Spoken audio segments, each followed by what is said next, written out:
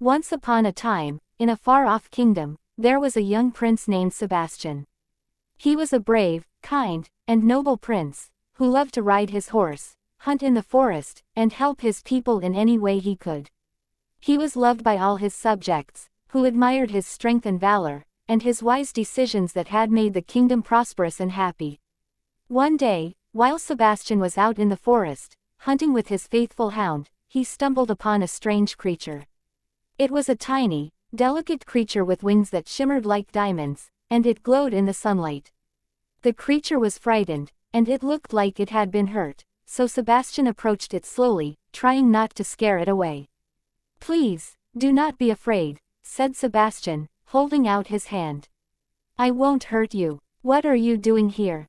The creature looked at him with big, tearful eyes, and said, "I am a fairy, and I have lost my way.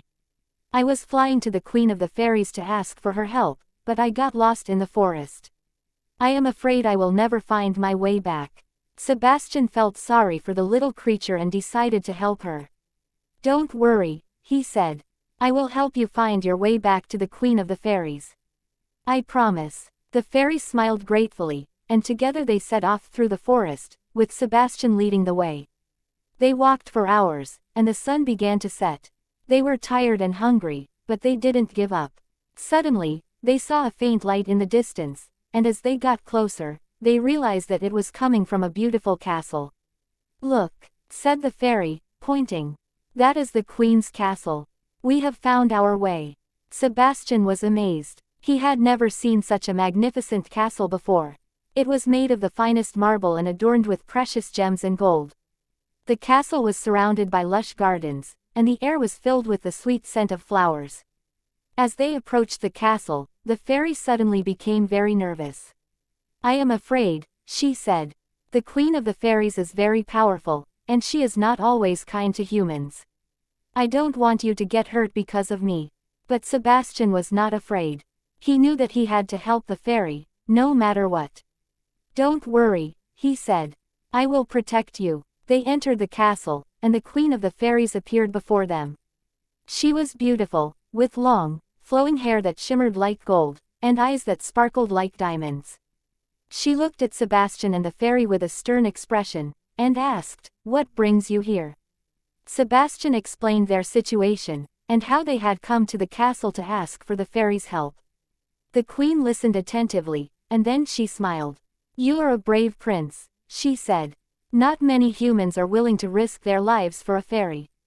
But you have proven yourself worthy. I will grant your wish, and help the fairy." Sebastian was overjoyed. He had never felt so happy in his life. The Queen of the Fairies helped the fairy, and Sebastian thanked her with all his heart. As they left the castle, the fairy turned to Sebastian and said, "Thank you for helping me. You are the bravest prince I have ever met."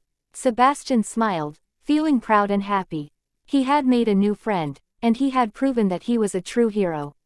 From that day on, he continued to help those in need, and his fame as a hero spread throughout the kingdom. The people loved him even more, and they admired him for his kindness and bravery.